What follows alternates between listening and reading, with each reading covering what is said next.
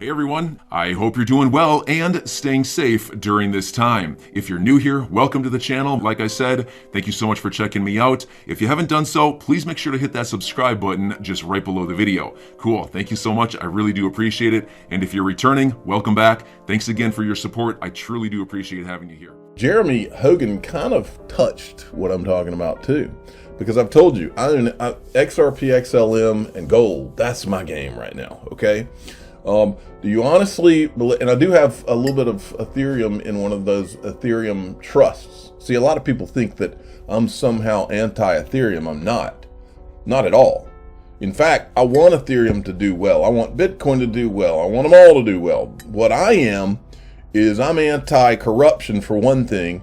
All I ever wanted was a level playing field, and I believe that there are nefarious actors who tried to engineer crypto so that there was not a level playing field and Ethereum got advantages. That's what I believe, okay?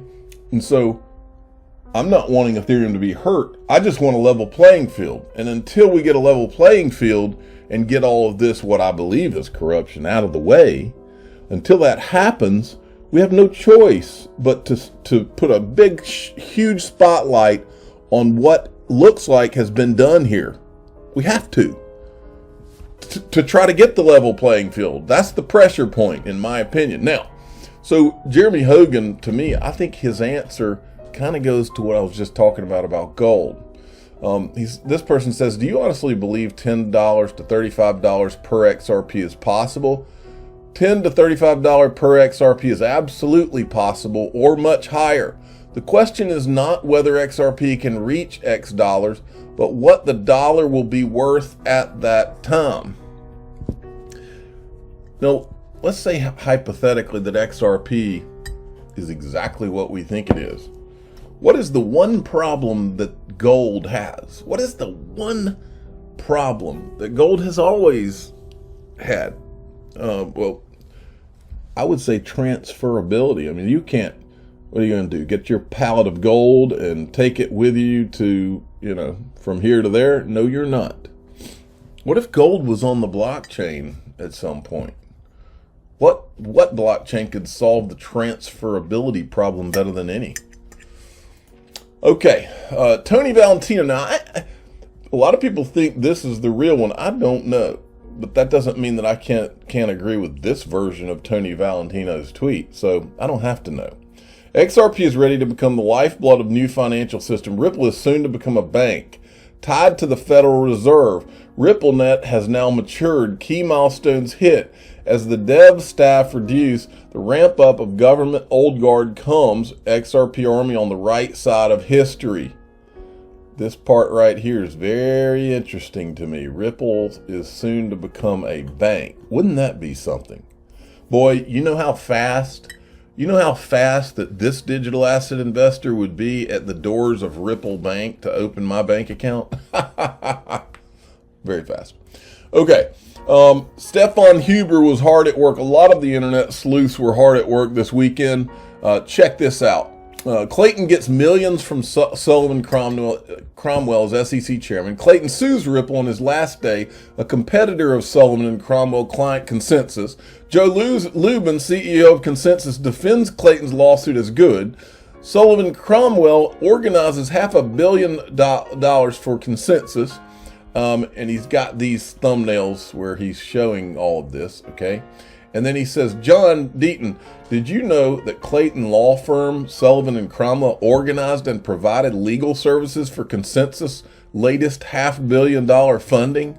And John said, I assume Sullivan and Cromwell represented them when Clayton became SEC chair. Clayton had Hinman meet with Consensus and Lubin in December 2017. They met another 3 to 5 times, including 6 days before the free pass speech. SC brokered the deal with JP Morgan and Consensus. Then Clayton filed the case. Boy, oh boy.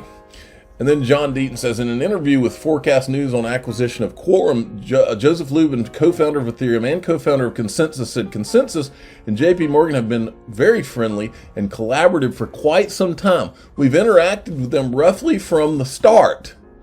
And then he goes on, we started to interact with them in a really concerted way around the time of the advent of the Enterprise Ethereum Alliance. We were two of the major drivers of that initiative and have been two of the major drivers of the activity inside the EEA since the launch. Those quotes are at the beginning of the interview, Now, if you listen right here, this is back in 2014. This is Vitalik Buterin. There's a guy in the audience that asked the question. He says, asking about Goldman Sachs involvement.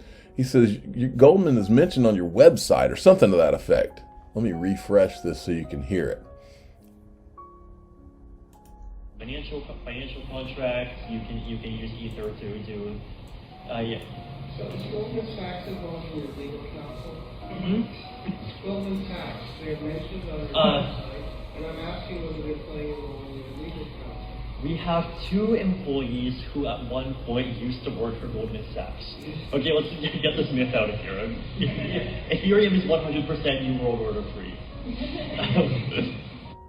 Okay, so here's what we know just from all the different things that I've talked about for the last few months.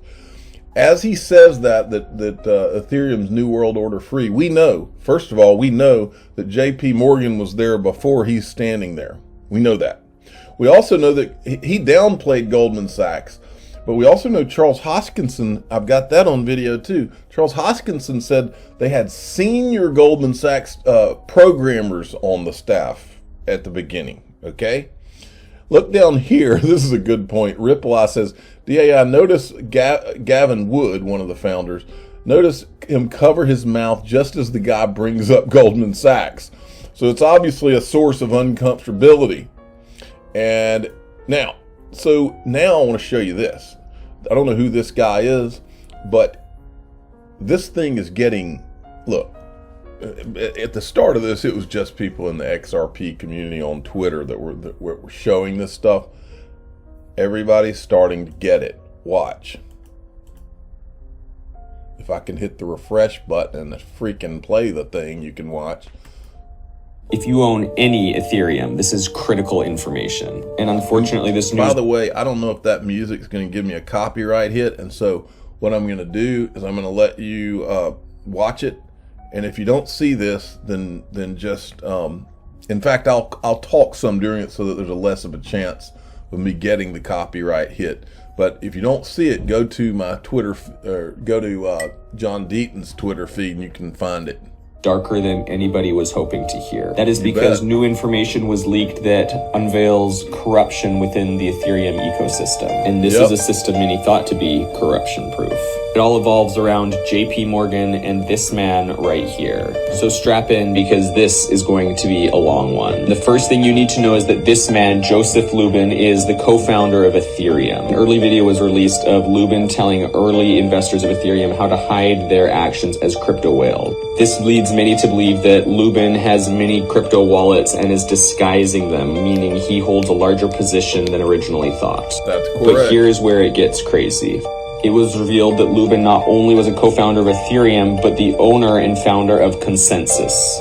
Now hang in here with me because this gets complicated, but I promise it all connects. Because Ethereum relies on a system called Infura, which is actually owned by Consensus. And Consensus is owned by Lubin himself. So he holds much more power in the Ethereum ecosystem than people ever imagined possible. So this does not look good for Ethereum, but unfortunately there is even more. You may be surprised to learn that Consensus also owns MetaMask and the intellectual property associated with it, or at least it did. That is because something insane happened in August of 2022. Mysteriously, the intellectual property for Infura and MetaMask was transferred to a different entity called CSI. And this was done secretly without the permission of the shareholders of Consensus. But unfortunately, that is still not all. Because there was one major stakeholder in this new company, CSI, that would shock you. And is the mega financial institution JP Morgan. They bought a controlling stake of CSI. This now means that a major financial institution owns the infrastructure that is critical to keeping Ethereum running. And all of this was done in total secrecy before whistleblowers and shareholders released this information to the public. That's correct. So be careful when you believe that these blockchain protocols are corruption-proof, because unfortunately the truth is much darker. And this is a huge revelation for Ethereum, and unfortunately I believe we will see more revelations from other blockchains come in the future. So one of my favorite movies from growing up was Children of the Corn.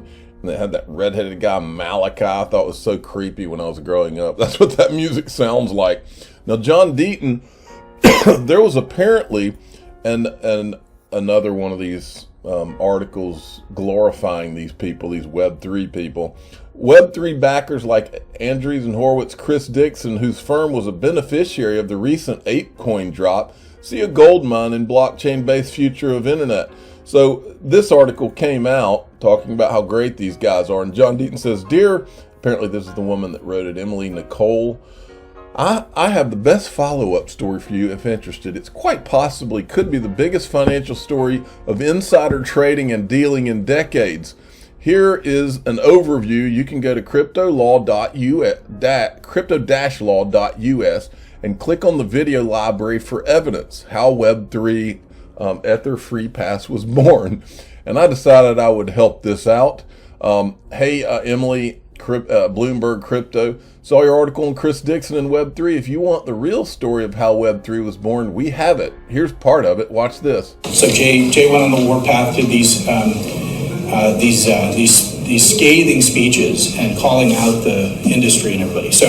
But he then, after talking to Grunfest in a fireside chat at the Stanford campus, made his way over to see Andreessen the next morning, and this is the part that now not a lot of people know. And he invited Chris Dixon to round up the industry players who were really kind of trying to do it the right way, and asked for a couple of things. One, essentially, lay out in a very detailed, written, footnoted memo what existing law says about utility tokens, and two, give us a proposal for where to go from here. And so Andreessen, I've been representing Andreessen in all of their crypto investments since the beginning, and so I got the chance to be the one to write all that stuff. Finally, we have a financing model for these. Now that's Chris Dixon right there. Listen to what he says, because I think that he might very well have been like a fortune teller here.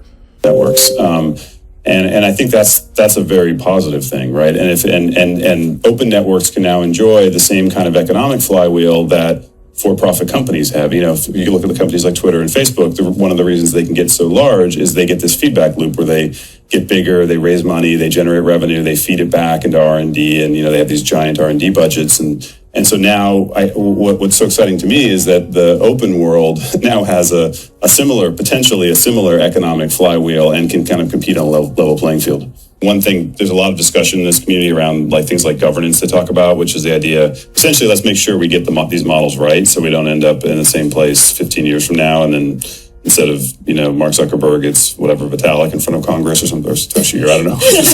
Now, let me tell you what the irony here is. The whole thing that they've sold as Web3, as this decentralized thing, that all sounds great. There's nobody that would rather have a decentralized world where nobody can take a website down or they can't take your YouTube channel down. To me, that's great. That's wonderful. The problem and the disturbing thing is that that's what these people have been selling. Web3 is decentralized. It's going to change everything. But if you start peeling back the onion, which is what the XRP community has done for the last year, you find out that there's a handful of people that were running this show that put all this together. And you combine that with the clip where Joseph Lubin is talking about how he's going to help whales disguise their purchases in the Ethereum pre-sale, and you combine that with the fact that this whole thing is obviously, they've tried to build it around Ethereum so that Ethereum has a monopoly on token issuance and DeFi and lending and staking and all of that.